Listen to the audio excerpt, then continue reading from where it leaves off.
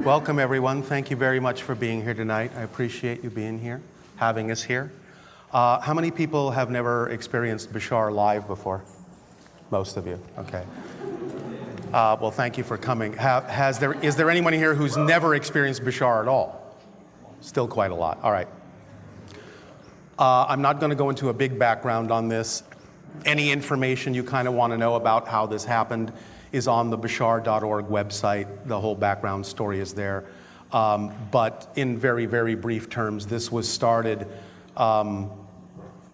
more than 30 years ago, almost 40 years ago, by two broad daylight UFO sightings over Los Angeles that started me investigating a lot of these kinds of things and eventually led to my understanding that I had made an agreement with Bashar to do this before this life. And I've been now channeling him for the last 30 years. My understanding, I guess, is that there's going to be, it's just going to go probably right into questions since we don't have a lot of time. We want to make sure that you guys have enough time to ask whatever questions you want to of Bashar. If it's important to you, please, by all means, bring it up. There's, no silly or stupid questions. If it's something you really want to know about, Bashar will address it. And even if it's personal, it's something that he can probably adjust to the entire group. So however it is that you are going to do questions, the more fun you have with him, the more direct you are with him, the more fun and more direct he'll be with you. So again, thank you very much for having us here. And I'm going to take a nap and let you talk to Bashar, and I'll see you later.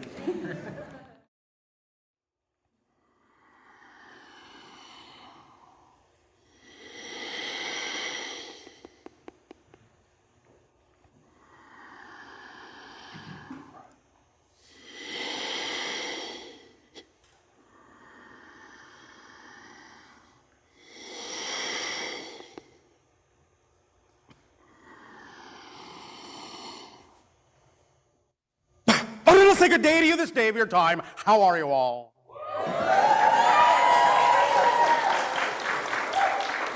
All right. First and foremost, we will take this opportunity to thank each and every one of you individually and all of you together collectively for the co-creation of this interaction and the allowance of this transmission at this time and in this way. Each and every time you allow us to interact with you this way, we are given the gift by you of experiencing through you that many more facets of the multidimensional crystal of creation, and this to us is a gift. So we thank you for your gift of sharing, and in return for this gift you are giving to us, I ask you now, in what way may we be of service to you? You may begin with your sharing, if you wish. Thank you for being here. All right, good day. Speak up and be bold so that all may hear what you have to say. My first question is, with the ascension masters that we've had on earth, whether it's the Jain Tirthankaras or the Buddhas or the Lao Tzus or the Jesus, Virgin Mary. Or all of yourselves. How are we connected to, and what is the truth of all this that you can shed to us? The idea is that what you typically refer to as an ascended master is simply someone that has, on your planet, evolved to the point where they are bringing through an individualized expression of the collective consciousness. Whatever you wish to call it, the idea of the God-Goddess energy, the idea of the Christ consciousness, the Krishna spirit, the Buddha energy, doesn't really matter much what you label it. It is simply a reflection, like a mirror, of the idea that each and every one of you contain the ability to access the collective consciousness and express it through yourselves. So the idea of ascended masters are those that act as living examples for what lies within each and every one of you, what potential each and every single one of you has to express the whole through your individual unique perspective. Does that answer your question? Yes, thank you. Thank you.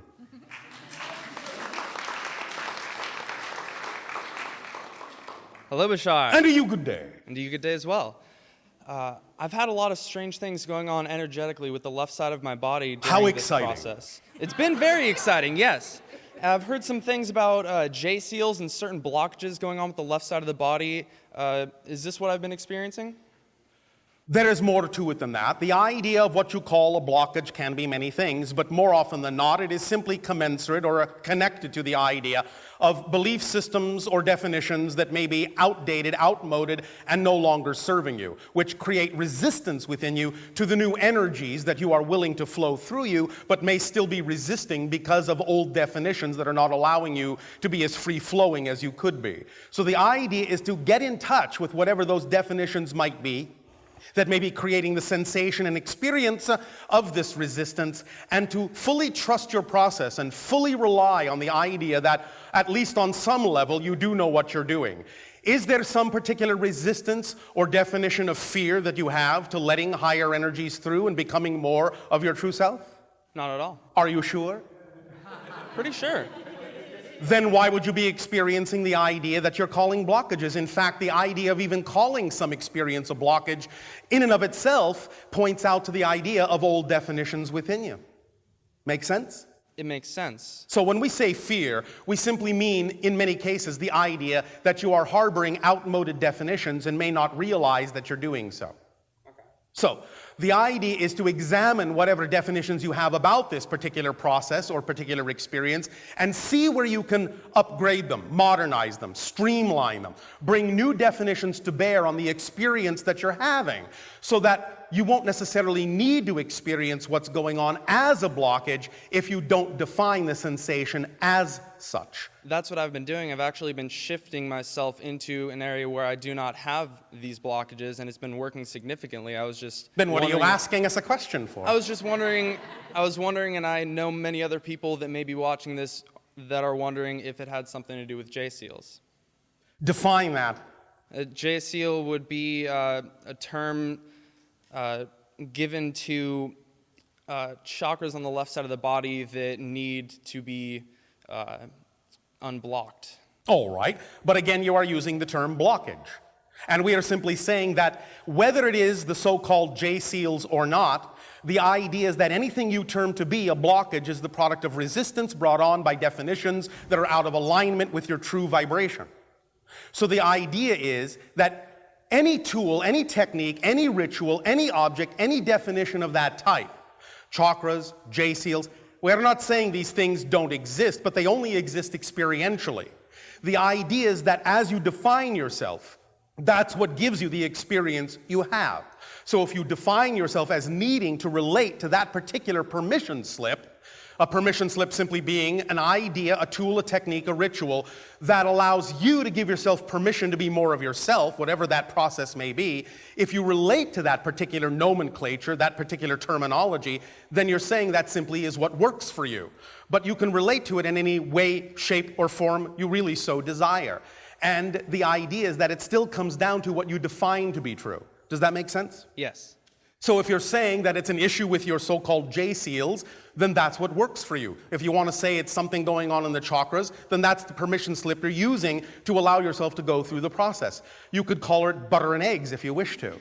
It doesn't really much matter. The idea is simply to get in touch with whatever definitions are creating that particular belief system that requires that particular nomenclature that says that that's the permission slip that works best for those people who relate to it. For people that don't relate to it, there is no effect. Does that make sense? Yes. Something else will be what they call it, and it will be based on other definitions, and they will have a different kind of an experience with that idea. Remember, even though you are experiencing the idea of physical reality and experiencing the idea of a physical body with these energy circuits and so on and so forth, this is just a euphemism, it's just a projection, it's just an idea, it's just a description of your experience. There is no physical reality apart from your definition of it. It's all going on in your consciousness. So it doesn't really matter what you call it. As long as you relate to the definition, that's what will or won't work for you. Does that make sense? Yes, that makes sense. Does that help clarify the idea? It does, fully, and I hope that clarifies for anybody else who may have been wondering about that. You don't have to hope. For those that choose that idea to clarify it for them, it will clarify it. For those that don't, it won't. Yes. I have one more question. All right. I've had experiences with UFOs and had entities come and try to contact me, but I was afraid. They are not trying. Well, exactly, yes. They're not trying. They have come and contacted me, but I was afraid at the time, and I pushed them away All right. unintentionally. That's all right. You understand that's part of the barometer by which we determine whether or not you are ready for more contact. Yes. Could you give me a permission slip to allow myself to have more contact again?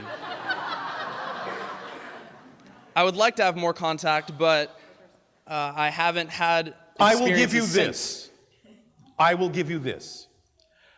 Whatever rate you are comfortable with your own energy will be the rate at which it's appropriate for you to have more contact. So whatever your process is, the strongest permission slip we can give to you or anyone with regard to the idea of contact is to tell you that all the appointments and all the agendas have already been made. There is nothing extra you need to ask for, nothing extra you need to do, but live your life to the fullest and act on your highest excitement, being who you truly are, because it's being who you truly are that will allow you to become the person with whom the appointment for contact has been made. And as soon as you simply allow yourself to be that person, absolutely nothing will prevent that contact from happening if such an appointment has been made, with one exception. If you spend time worrying that you'll miss the appointment, you will miss the appointment. That's the paradox. But all those things have already been set up, and so if you just get on about the business of living your life to the fullest and being who it is you are, there is absolutely nothing that will make you miss the appointment that has been set up. Make sense? Yes. This is how you allow yourself to understand that life already works, and all you have to do is allow it to work. You don't have to make it work. Understand the difference? Yes. Does that help you? Yes. Thank you. Thank you. And besides which, you're having contact right now. Of course.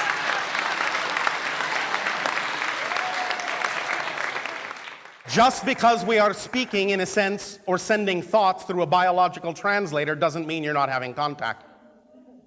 Very true. Thank you. Hi. And to you, good day. I like to know who my star family is. Where do I come from? You come from Earth, obviously. Yes, I. Now, we born here. understand what many of you mean when you ask this question, but you see, this is part and parcel of what we might refer to as these outdated terminologies, outmoded terminologies, which can be somewhat confusing and misleading. You, the personality, the physical human, obviously, comes from Earth. We know what you're asking when you say, where do I come from? But this question, in the way you're framing it, in the way many of you frame it, creates a misunderstanding about the idea of the nature of space and time. The idea is that all things exist at once. All lives are simultaneously coexistent. What you call the past and the future are illusions. They are simply different parallel realities that exist along with this life right now.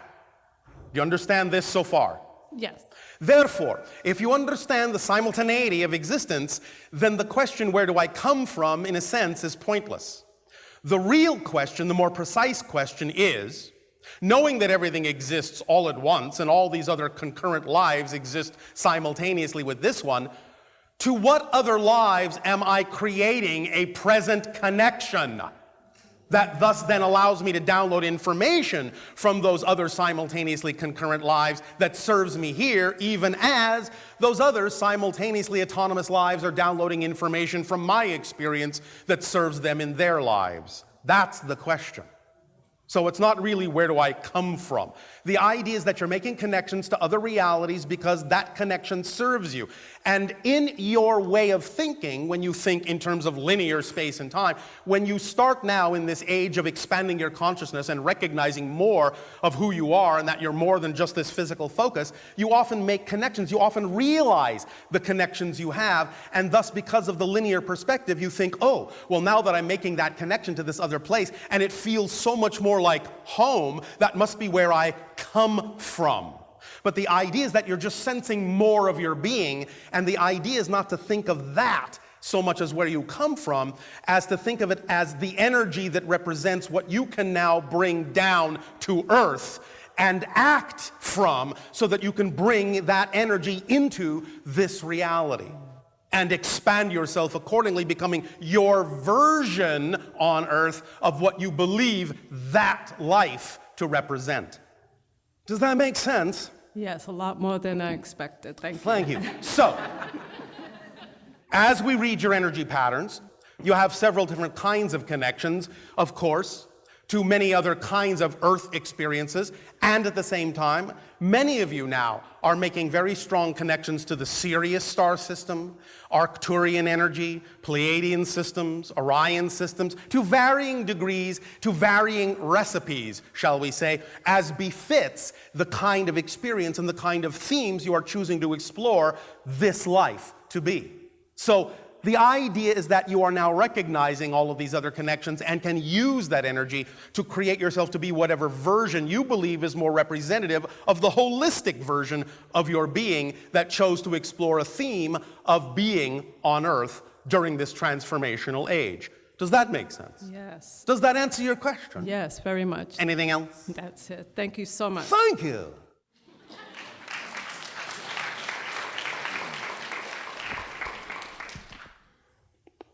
Hello, Bashar. And a good day. My question has to do with fractality, torsion fields, Yes. and golden mean spirals, and basically how they in relation with duality, Yes. divinity, and free will. Oh, all right. And Thank you.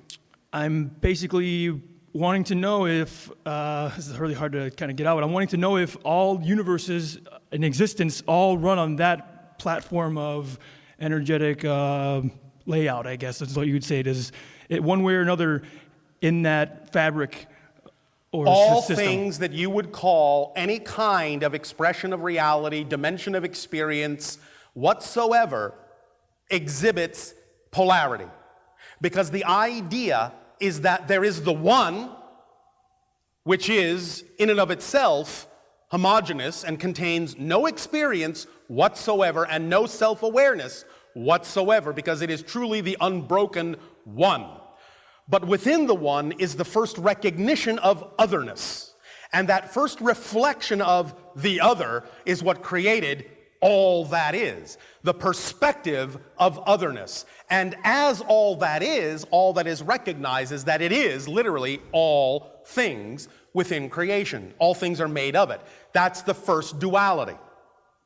And therefore, every dimension experiences the idea of duality, but of course experiences that duality and polarity in varying ways, to varying degrees, depending upon what's relevant for that particular dimension of experience.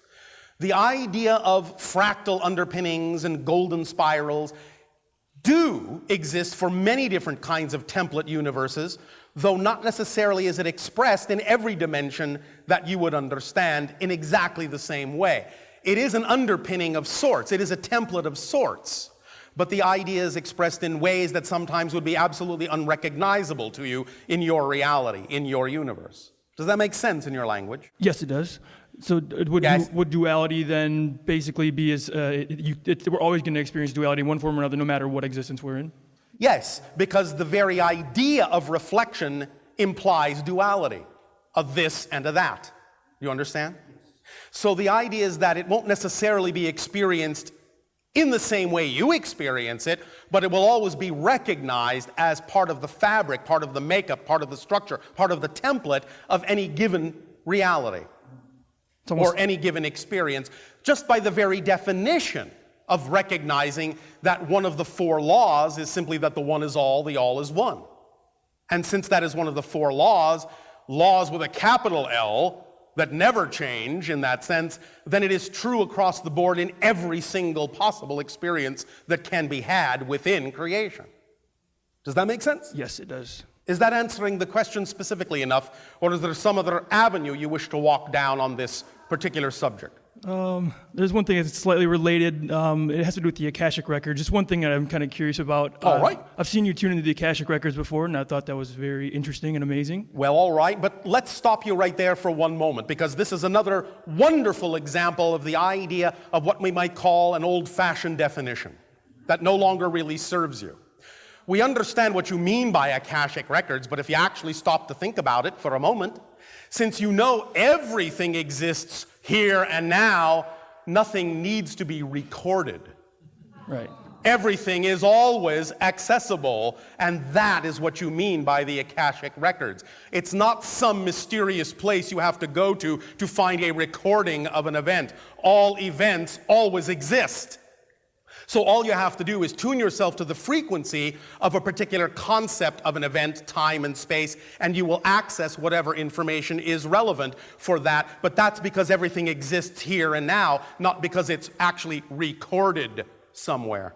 So is it possible for you right now to do what you do when you claim to tap in? What do you think I'm doing? But I'm asking you, can you actually pull in right now and say my name? If it's relevant. If it is relevant. not relevant, you must understand how these rules function. Mostly it is like what you call water or electricity, and it follows the path of least resistance. Why do I need to go into the Akashic records, so to speak, to find out your name when all I need to do is ask you? I'm just wondering if it's possible. Listen. That's all I'm wondering. Listen is that again. possible for you to do Anything is possible. What I'm saying, the question is not, is it possible? The question is it probable? Is it relevant? The answer is no. Because it's easier, the path of least resistance is to simply say, what's your name? And have you answer it. And in a sense, you could say that by doing that, we have access to so-called Akashic records because that information is existing here and now. And I have taken the path of least resistance, which is to simply ask you your name. Understood. There is no need to go into stretching yourself to do it any other way if you simply have access to the information in the reality you're in. Okay, thank you. Make sense? Yes, it does. Thank you very much, Bashar. Thank you.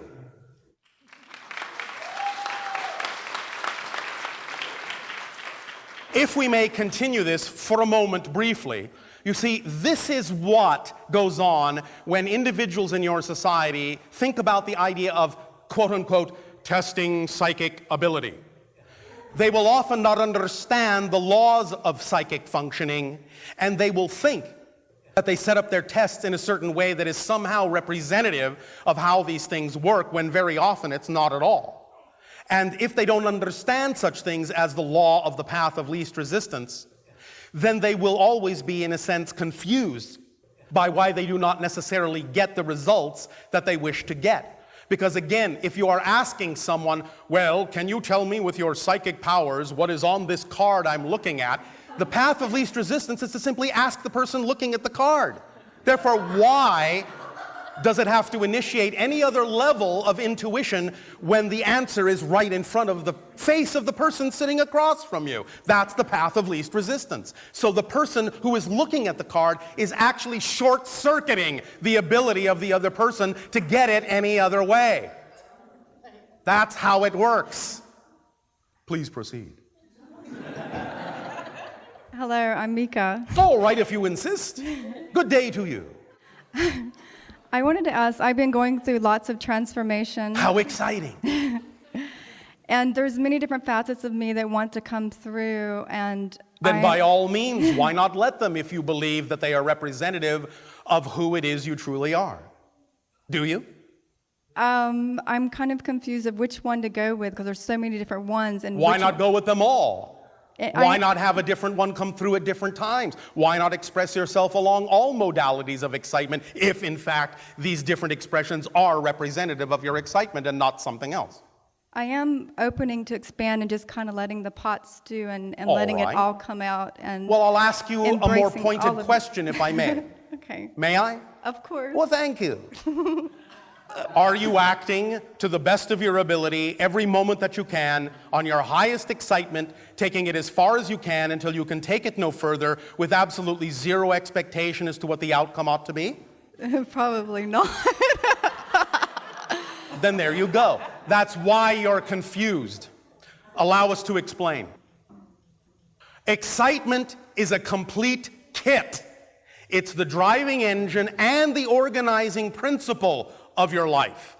When you are willing to know that that's how the machine works, and you're willing to act on your highest excitement, taking it as far as you can every moment until you can take it no further, and then acting on the next most exciting thing you're capable of acting on with absolutely zero expectation or insistence on exactly what the outcome should be, then excitement can work for you by bringing you synchronistically whatever opportunities are the next most exciting step that you need to take, or open you up to inspiration through your conduit of imagination for whatever is the next thing you need to know or understand. But you see, if you're not already operating on that level, you will never see the next opportunity. You will never get the inspiration. It will be invisible to you because you cannot perceive what you're not the vibration of first. You have to be in the state in order to see what's representative of that state. And if you are not in the state of your highest excitement, it's simply not possible for you to see opportunities that are representative of that frequency of energy. But when you are in that state for its own sake, everything that is representative of that state will become visible to you in its appropriately unfolding timing, automatically, because that's what's relevant for that state. Even your own Albert Einstein said you cannot solve a problem from the same level in which the problem was created. You have to go to another state to see the solution, because that's a different frequency domain. So when you act on your highest excitement and trust that your excitement will always lead you to the next thing that you need to do in that lineup, because excitement is the organizing principle, and you just keep doing that moment by moment by moment to the best of your ability for its own sake with zero expectation as to what the outcome ought to be, then whatever it is you don't have time to do at the end of that day, you don't need to do that day. Because excitement has organized your day for you exactly as it needs to be unfolding. Is this making sense? Is it sinking in? Yes, it totally is. And understand, please, all of you, this is just simple physics. That's all this is. And not only is it simple physics, it's simple physics. Very simple. Very simple. There is no need to make it more complicated or mysterious than this, unless, of course, you're excited about doing so, and then we won't stop you from doing that. But we are simply suggesting to you that it doesn't have to be that complicated. Creation is richly complex, yes, but fundamentally it is exceedingly simple. Does this make sense? it does. Is it helping? It is, and I have been doing that, like really getting into what excites me and what really, turns me on. And all right, but you said probably, which usually means no. Well, because and that means usually not all the time. Because I'm shifting so much that one day I'm really excited about this, and I'm going to put that out and promote that into the world of what I'm doing, and then it shifts to something else. So Let me put it to you another way for another definition. If you understand that all the things you're shifting to are representative of exciting things, then why not simply assume that these are, or why not define that all these so-called different things are just different expressions of the same overall excitement, instead of saying that they are completely different excitements? Why not define it as different expressions within one umbrella excitement? For example, if someone says, well, this day I'm excited about singing, and today I'm excited about painting, and today I'm excited about writing. Well, are those not all different expressions of excitement in communication or excitement in creative expression? Yes. So you don't have to necessarily say that they're really different domains. They can all be part and parcel of one overriding excitement if you care to define them that way. Yes? Yes. How did you know? That's what I do. I must have dipped into the Akashic record.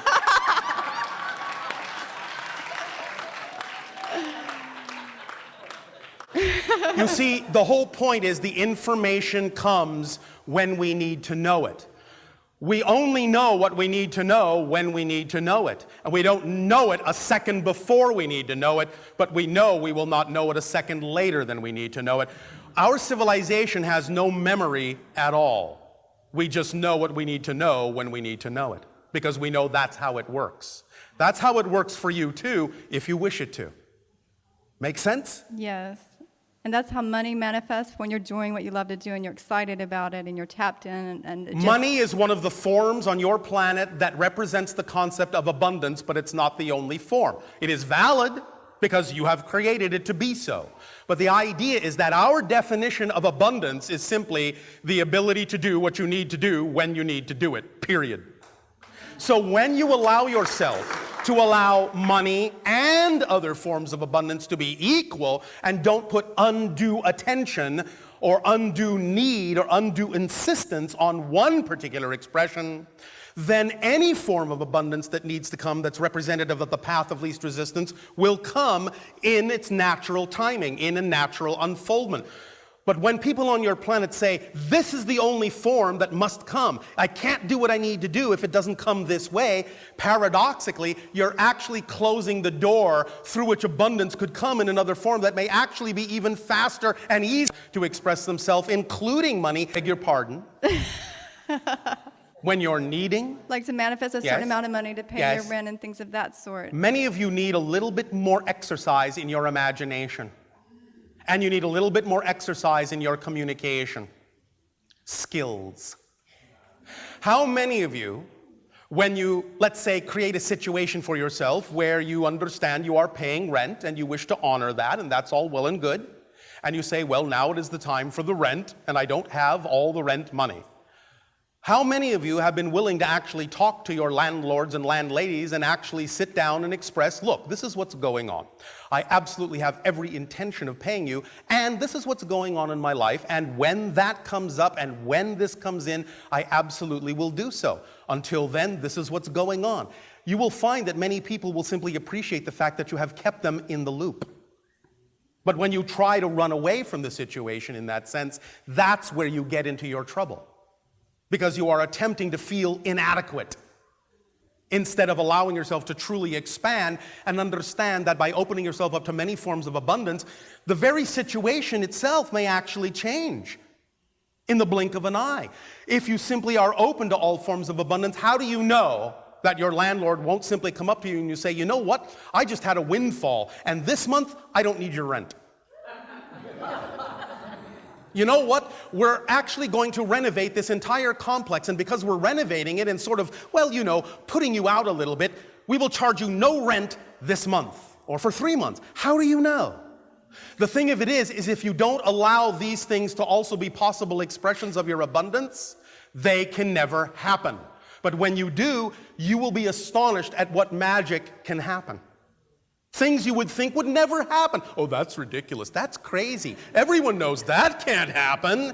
That's impossible. That's silly. Oh, grow up. You know, all those expressions that you are taught as children about what's realistic.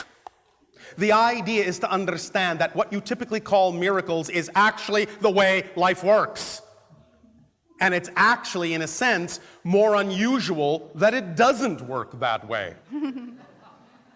Because you keep those things at bay with limited expectation, in a sense. You place conditions and limitations and expectations on yourself and on the situation, and you define the situation in a way that doesn't allow it to actually expand in the way that it could and manifest in the way that it could. And by the way, here's a new definition of manifestation. Manifestation is not attracting something to you from somewhere else. Manifestation is you matching the vibration of something that is already here that's simply invisible to you. And when you match its frequency, it becomes visible. But it was here all along. You already contain everything you will ever need. Everything you will ever manifest is already here. Manifestation is simply allowing it to become visible by matching its frequency. It doesn't come from somewhere else. There is nowhere else for anything to come from. There is no outside. That's an illusion. There is no over there. That's an illusion. There is only here. There is only now. That's it. Make sense? Yes. Are you sure? Yes. Are you more excited about acting on your excitement? I am. Why, thank you. Woo!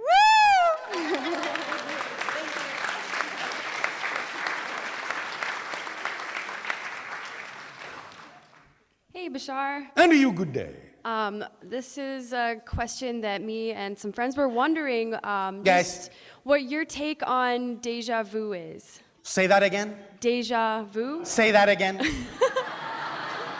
Like, say whenever you're doing something and you It recall... can be many things. Do you not understand we're playing with you? Yes, I understand. All right. Thank you. It can be actually a few different things.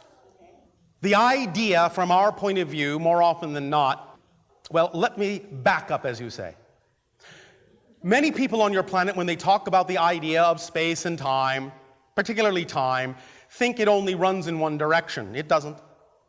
It can run forwards and backwards, and even sideways, in a sense. When you allow yourself to be more in the moment, as fleeting as that sometimes might be, you actually get a sense of the backward direction of time simultaneously with the forward direction. In other words, you already feel that this has happened before because you know what's about to happen. So you're seeing the forward arrow of time and the backward arrow of time simultaneously. Cool. Make sense? Yeah. Here's another thing that can cause the sensation you call deja vu. The idea is that there is just above, vibrationally speaking, physical reality. There is what we call the template level reality between physical and non-physical reality. The template level is sort of where you create the blueprint of your physical experience and where you allow it to start crystallizing into physical materiality. And when you, many times, are sleeping or go out of your body or expand beyond the focus of your physical consciousness, you're actually laying out certain experiences that you will have in that blueprint once you recrystallize or reconnect to the idea of physical reality. Sometimes you will actually remember that to a certain degree. So in a sense, when you experience it in the physical world unfolding, you will suddenly have the sensation that, well, I've experienced this before, because you're remembering when you actually laid it out in the blueprint. Oh. Do you understand? Yeah, that's really cool. So that means you are then more blended, more unified between the higher level and the lower level physical material reality. Make sense? Yes, thank you. And it can actually be for a few other things as well that you have that experience, but we will not go into those right now. Is that sufficient to answer your question? Yes, thank you very much. That was very good. Oh, thank you.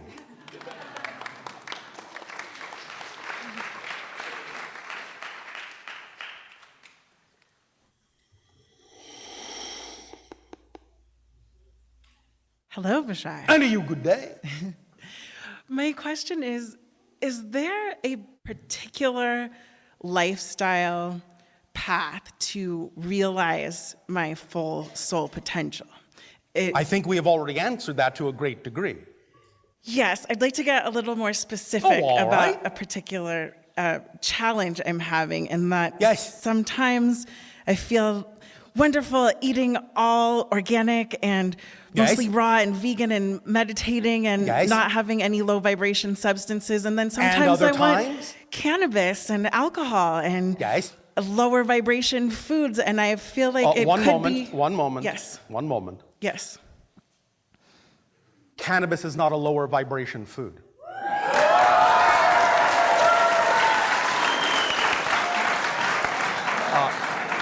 Don't misunderstand us. Let us just take a brief moment to explain something about that idea before you continue. Thank you. Anything that grows from the earth in a natural way can be used as a teacher and a guide.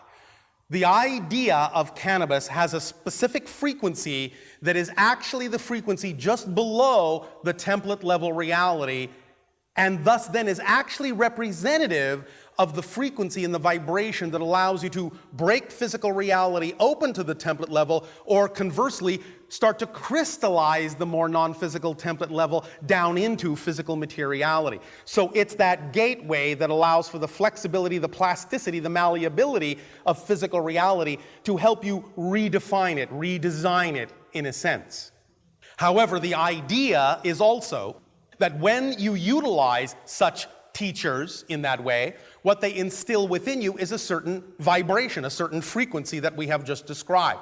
The point of utilizing those teachers is to utilize them simply to the point where you thus then are familiar enough with that frequency that you can generate it on your own without them. Do you understand? Yes. Because what they are teaching you is that you contain the frequency, you are a reflection of that frequency, and when you know that, you don't need, in a sense, the catalyst. You can simply generate that frequency anytime you wish without necessarily having to rely on the substance physically itself, and that's actually a higher form of that frequency, a higher form of that energy. Make sense? Yes. All right, now, back to what you were saying, we understand. If you really are choosing to do certain things out of what is actually your excitement, your highest excitement, instead of choosing to do certain things from your anxiety, Yes. that's what really, in a sense, makes the difference vibrationally, more than the substance itself. Yes. Because again, it's all about how you choose to do things, why you choose to do things, from what frequency you choose to do these things, what kind of relationship you form with these ideas, more than the substance itself. Now, we understand that your society has imbued certain meaning to certain substances already, and that might be collectively true in general, although it can have exceptions, depending upon the individual relationship you may form with some of these ideas or substances or permission slips or reflections, because that's all it is. Nevertheless, it's up to you to have the discernment to know the difference between when you're truly choosing something from excitement or when you're choosing from anxiety and just calling it excitement because you're afraid to find out why you're anxious. Make sense? When you are actually choosing from anxiety and you are afraid to find out what the reason is, then you will gloss it over, you'll go into denial, and you will feel an emptiness because you are not investigating a part of yourself, you're not including a part of yourself holistically. And when you create that emptiness, you will do everything you can from the outer view to fill that hole. You understand? Yes. Or to dull your senses in order to not face the idea of that anxiety. And the reason that most of you do this is because of a particular belief that you have, many of you. And it is this. Many of you are afraid to investigate what those negative beliefs are based on, what that anxiety is coming from, because you have a belief that if you do, and you find out what it is actually based on, what that definition is, such as, let's say, lack of self-worth, lack of self-esteem, non-deservability, those ideas that many of you are fed as children on your planet, if you investigate them, you have a belief, you have a fear that if you find out that that's what the belief is, you have a fear that it might actually be true.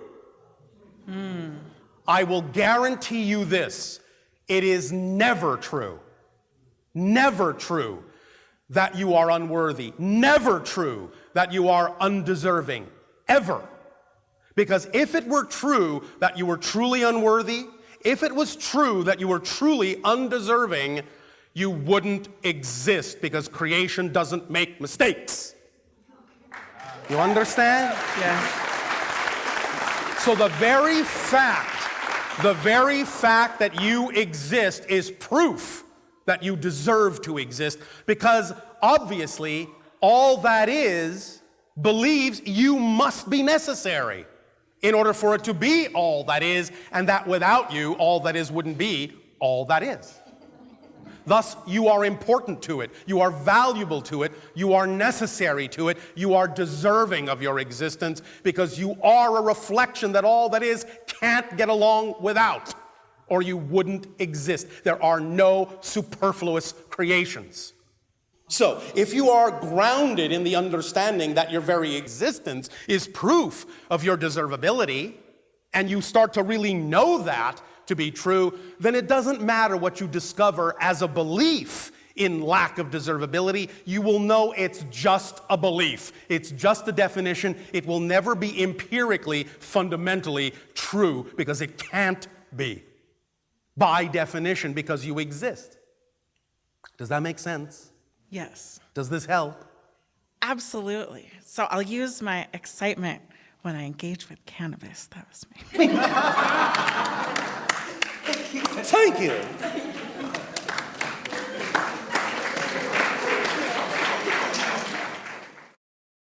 All right. Proceed. Bashar. To How are you, good day. Good day to you. Question. Answer.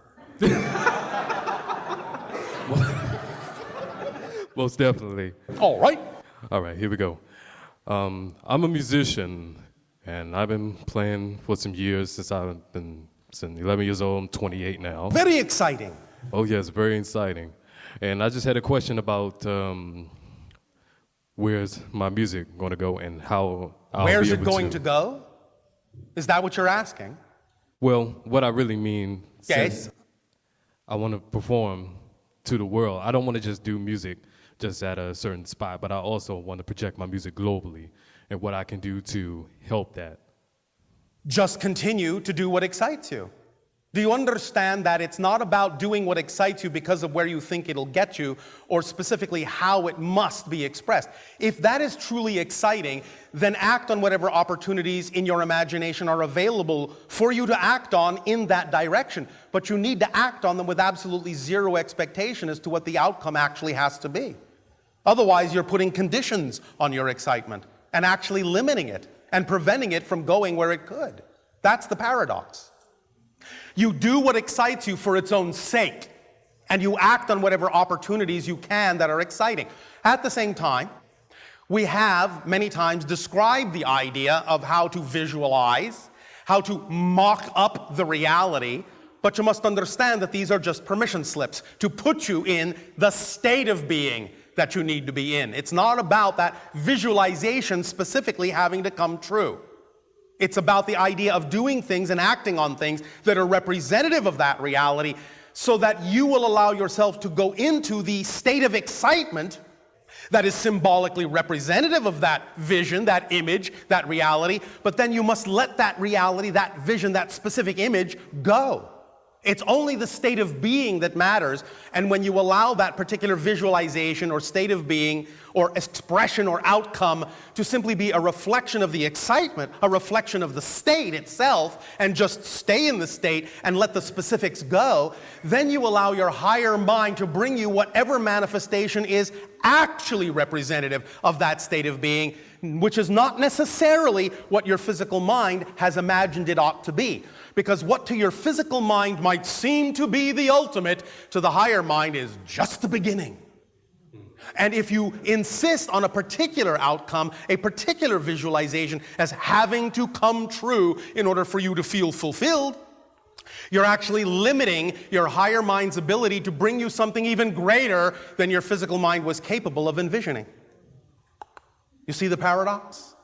I see. So the idea is to simply create the visualization if you wish, create the mock-up physically if you wish. In other words, if you say that it's exciting to be performing before the masses, and you do not see any particular opportunity right now by which to act on to do so, then get as close as you possibly can.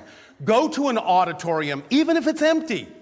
Stand on the stage and sing and know that there's an audience there. You must train your body consciousness to know that that's real. You understand? Yes. And then when you are in that flow, it won't matter whether there's actually an audience there because you'll be in the appropriate state of being. Let the picture go and just stay in the state, and then let your higher mind bring you the manifestation that is truly most representative of that state of being right now. Does that make sense? Yes. Just remember, visualization, mocking it up, all these things are just permission slips for the purpose of generating the state of being. Because circumstances don't really matter. Only the state of being does. Circumstances are determined by state of being. State of being is not determined by circumstances. Does that make sense? Yes. In other words, if you wish to be happy, be happy. Not, I'll be happy if, I'll be happy when this occurs. Because then you're making your happiness conditional on an exterior reality that doesn't actually exist. You decide to be happy or not. Remember, The true measure of change is not whether the outside reality reflection changes. The true measure of change is if you respond differently to the outer reflection, even if it stays the same. That's how you prove you've changed. And when you prove you have changed, then the outer reality can reflect it. But if you need the outer reality to change in order to prove it, it will never change because you haven't proven that you've changed. By needing the outer reality to change to prove it, you have never changed. Thus, then the outer reality knows you haven't changed and will not change to reflect it. You see the physics in this? It's like a physical mirror, literally. Physical reality is a reflection, shall we put it this way, from your higher mind mirror. It's literally like a glass mirror. If you look in a mirror and you see your reflection frowning, you don't go over to the reflection and force the reflection to smile. It will never happen. And you don't say to the reflection, well, I'll smile if you do first. You'll be standing there frowning forever. But when you decide to smile regardless of what you see in the mirror, the reflection has no choice but to smile back. Do you understand the analogy? Yes. Thank you. Is this helping you understand the nature and structure of existence more clearly? Yes? Yes. All right. Thank you. Good day, Bashar. Bless you. I've heard you And talk. bless you again. Good day to you.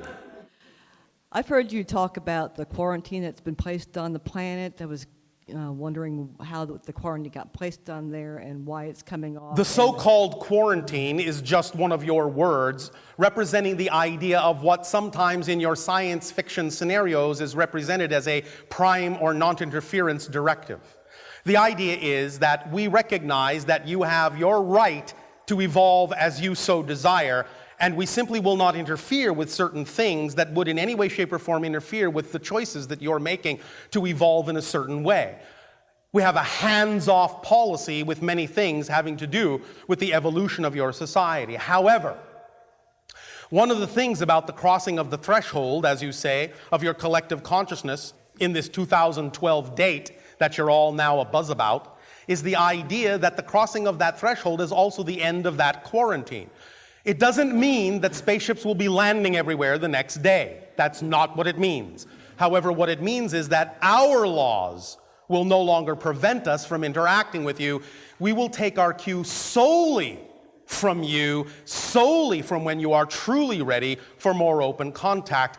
It will not in any way, shape, or form be hinged on us preventing ourselves from doing so, but only upon you preventing us from doing so. Will there be opportunities for us to learn about different energy sources and different ways of being? Are you not already doing that? Then you can keep on doing that if it excites you. Yes? Yes. Well then? Okay, thank you. Is that it? Yes, no, maybe? Yes, no, maybe. Referring to a previous questioner about Yes. taking organic food in. Yes. Is it, I believe that anything I take into my body Yes. is cleansed and whole, whether it's It organic is or a not. collective agreement that what you call organic food will be more of a higher frequency that will allow your body ease of digestion, ease of utilization of the nutrition. Yes, of course there will always be some exceptions. But the idea is that you do have collective agreements, things like gravity, that most of you agree to abide by, which is why you're not bouncing off the ceiling at the moment. And therefore you also have collective agreements about the idea of the chemical reflections and representations of your thought patterns and beliefs in physical reality. So the idea, obviously, of lighter food, organic food, more natural food, is obviously more vibrationally representative in general of your true core frequency. There are exceptions, but listen to your body consciousness in terms of what it tells you it truly needs. And if you believe that for a moment you need something that You may say, well, I understand it may not necessarily be representative always of that pure high vibration. Then if you really believe you need it, at least form the most balanced relationship you can of gratitude with it so that you are utilizing that energy in the most balanced way. But yes, there are generalizations that are true for most of you because you have a collective agreement. And the idea of that which is natural, obviously, is one of those agreements that's more representative of your true core frequency. So yes. Does that answer it? Yes. Thank you. Okay, thank you.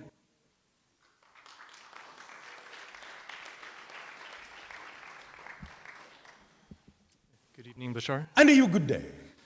Question has to do with what's come to be known as alien abductions. Yes. Exciting, aren't they? I guess the question is, what are the motivations or goals of the abductors? What's really going on? All right. Especially with respect to the abductees who Yes. report very... I can give you a one-word answer. Okay. Us. Do you understand this? Yes. Are you sure?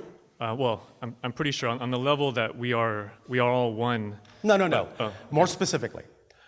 Do you understand that I come from a civilization you would recognize as a hybrid civilization? We are one of the results of the genetic blending going on in what you call the abduction scenario to perpetuate their civilization. The beings that you call the Greys are not actually alien. They are a mutated race of humans from a parallel Earth who have destroyed their reality and cannot perpetuate their society without viable human DNA from parallel worlds that are still viable, such as yours. Thus, then, they have tunneled into your parallel reality, taken, with agreement on a higher level, genetic material that allows them to blend it with their own to create a new species, a hybrid species between you and them, of which we are one of the results. Thus, then, we are in many ways connected to you genetically. We are in many ways your offspring. You are in many ways our ancestors. And thus, then, we recognize that in making this agreement, you have given us the gift of life, and that's why we are here sharing with you in any way, shape, or form we can to help, because we are returning the gift of life to you that you have given to us. All of these have been done by agreement, even though many people may not remember this, even though they may be very scared in some of these scenarios, and even though many of the Greys do not necessarily have the emotional capacity to understand that they are scaring the bejesus out of a lot of you. They simply do not have that emotional capacity. However, many of them have learned.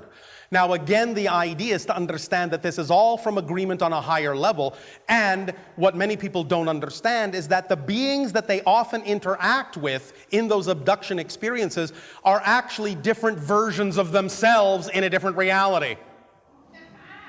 So they're only extracting genetic material from versions of themselves in your reality.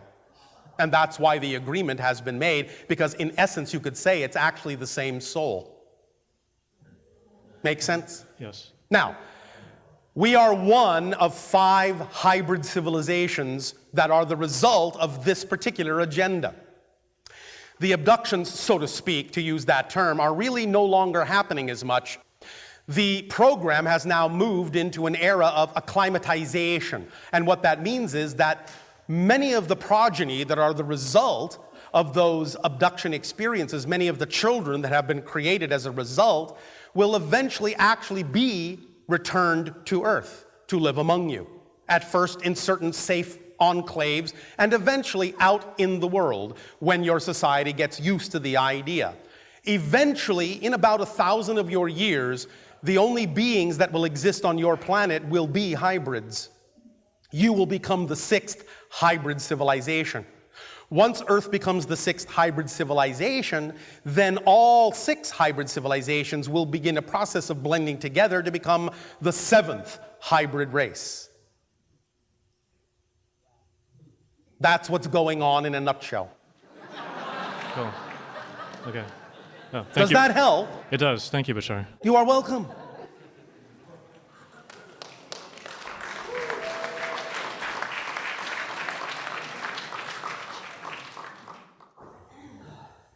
Okay, how you doing?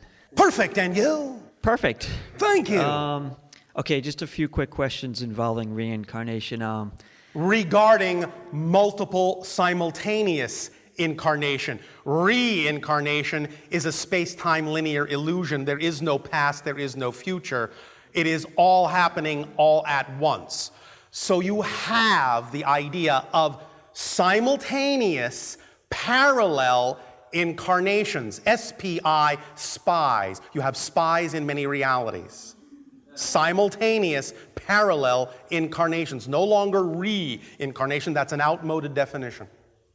Okay, then, in incarnations... yes, of the oversoul, of which you are also an extension, yes. As far as the illusion of numbers go, yes. What would appear to be true, yes, as far as the number of times it would take to become a master, such as the rumor of needing 1 million lifetimes to achieve masterhood? We go back to the understanding of permission slips. Some individuals may give themselves an experience where they create 1 million lifetimes to do that. Other individuals may choose one. And many individuals will choose something in between. It is all about what theme you are exploring and why, and what you require for your soul experience as to what you choose to create that experience of incarnation to be. There is no set rule in that sense. It depends upon the individual aspect of creation. Yes? Yes, absolutely. All right. Do you, this may be worded wrongly because it does involve It is time, not wrong, but we will understand what you are saying. Do you remember any personal incarnations involving anyone here, such as on Earth? Well, yes, the channel sitting before you is one of what you would call my past lives. That's why we're doing this. I am a future incarnation, so to speak.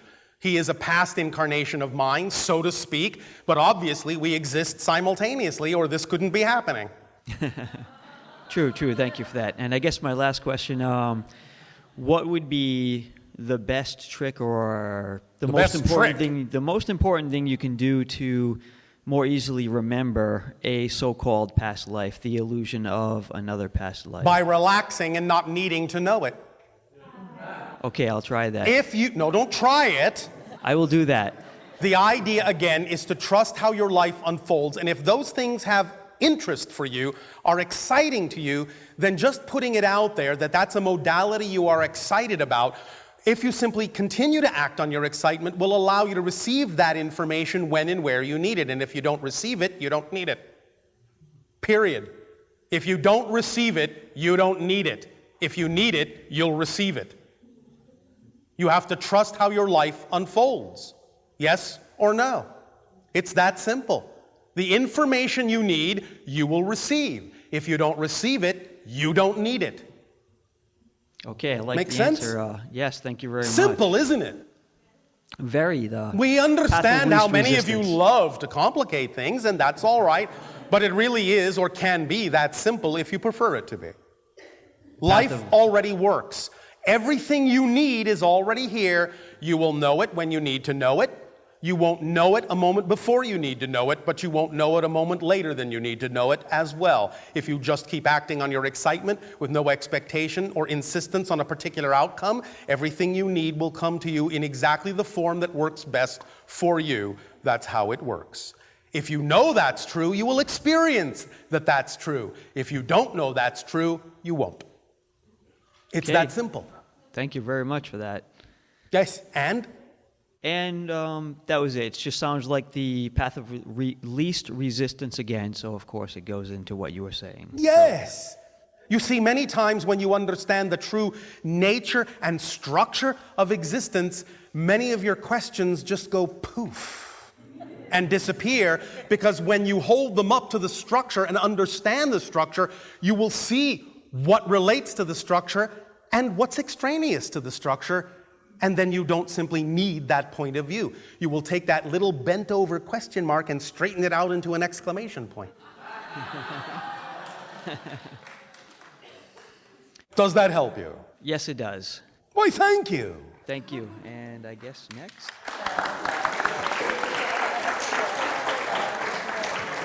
There will be a relatively brief amount of time remaining for this transmission. Continue. Hi, Bashar. And to you, good day. I just have a comment. All right. It's a moment to thank you. You have been my greatest inspiration, and your wisdom has become my Bible, my word, and as a result, I'm now truly free. We thank you for allowing us to reflect to you what you already knew. Remember, we are simply being used as a permission slip. We are happy to be used as a mask by which and through whom you are thus then allowing yourself to speak to your own higher mind, which is what you're doing right now. Yes. But we are happy to be used as a mask to allow you to have an excuse to talk to your own higher mind.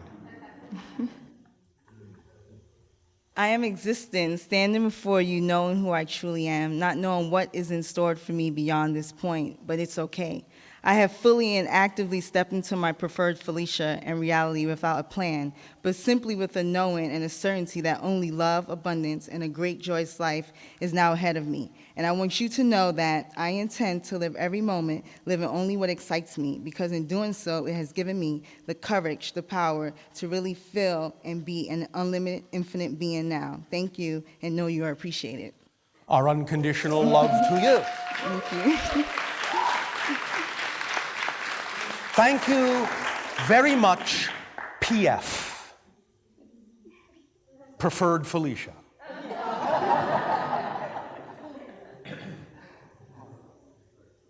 Hi. Hot too. My initial question. Oh, good day, good day. Was. Good day. Hi. Thank you. My initial question was, how come if we are the creator of our own reality, we have so much common reality? And I think you already... it's by agreement. Exactly. And the second one that I get it staying online was, you mentioned about the universes being one, and there are 4 laws that are applied. One of the first that you already mentioned, if I understood well, it was a duality. We will tell you the 4 laws, if you wish. Thank you. Number 1, you exist. You will never be able to change that. You may change your form, but you cannot not exist. Existence is the only fundamental quality existence has. That which exists cannot become that which does not exist. Why not? Because by definition, non-existence doesn't exist. Non-existence doesn't exist. Thus, that which exists can never become that which does not, because it doesn't exist. That's the first law. So if you exist now, you always have, you always will. There is no beginning, no ending. Law number 2, the one is the all are the one. It's all the same thing. Each and every one of you, each and every one of us, everything and everyone within creation is just another point of view of the all that is. Everyone is made out of all that is because there's nothing else to make anyone from. Because there is nothing else but all that is and the one. Law number 3, what you put out is what you get back. We've already talked about that because everything is a reflection. Thus, then, everything is a variation and a version of something you are giving off, which thus then acts as a guidepost for allowing you to determine what it is you prefer by sometimes also experiencing what it is you don't prefer. Law number 4, everything changes except the first 3 laws. And that's it. Every reality on every level of every dimension whatsoever is some combination of experience of those 4 laws. We have never found another. Do let us know if you do. Thank you. Does that help you? Yes, thank you. Thank you.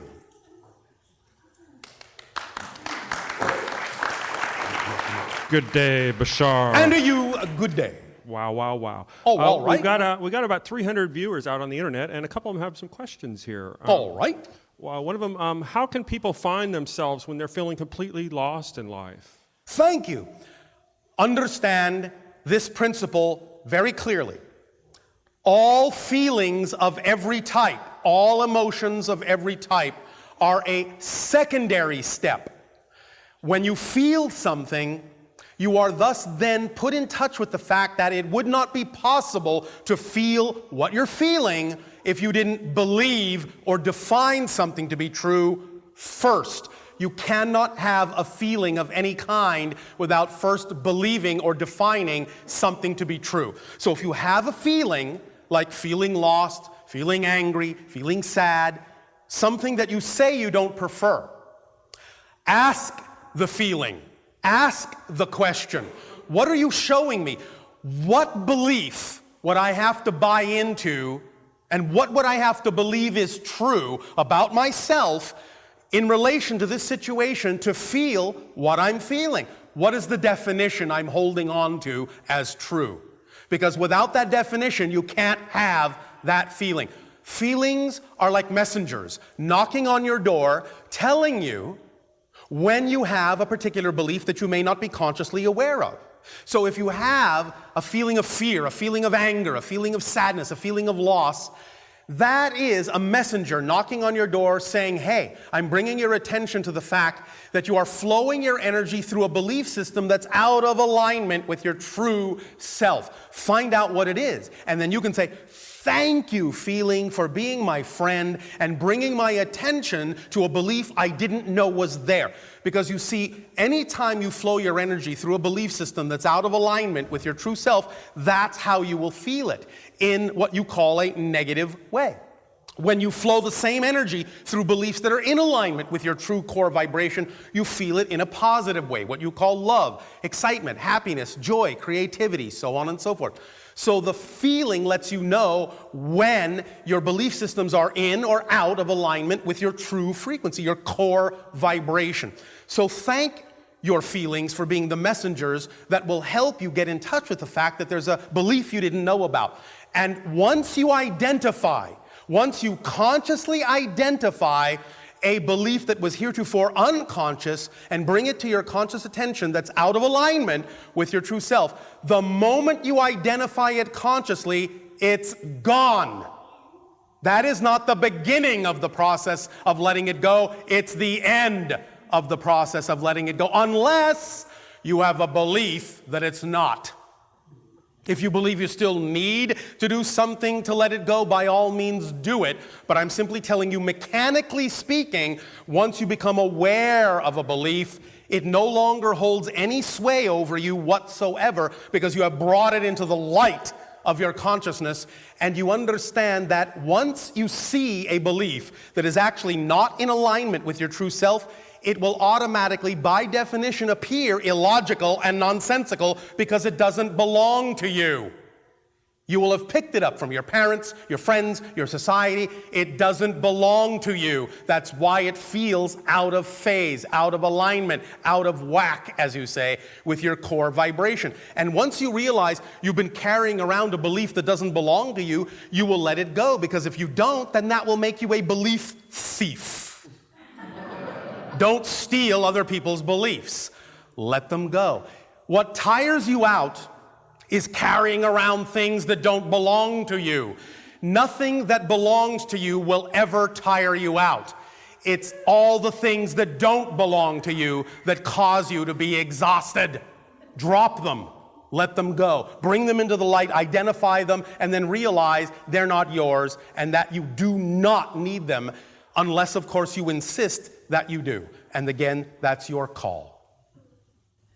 And what's the destiny of the ground? So when you talk about ascending, it's just a matter of continuing to shift, but shifting to frequencies of parallel realities that are already existing, that are more representative and more reflective of the vibrations you prefer within yourself. That's what that is. So when you shift to another parallel Earth reality that thus then is more reflective of the vibrational change you've made within yourself, the idea is that the old Earth still remains and is still populated by the people that have not chosen to shift to the same parallel Earth that you have. And there are an infinite number of these parallel realities.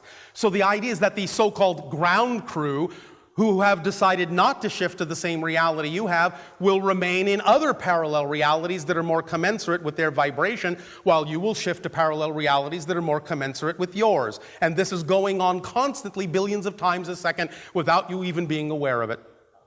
The idea of the shift is to simply become more consciously aware of the fact that you're already shifting. You don't have to learn to shift.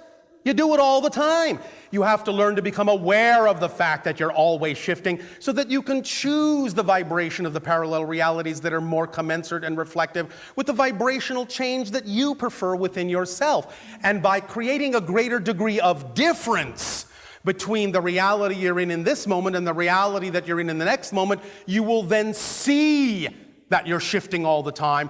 But by creating such a small degree of difference, you create this smooth continuity of time by thinking, oh, well, not much has changed, not much is changing at all. When in fact, every single moment, a billionth of a second, is actually a completely new universe, a completely new reality. And you do it so smoothly, you don't even know you've shifted to a completely different universe.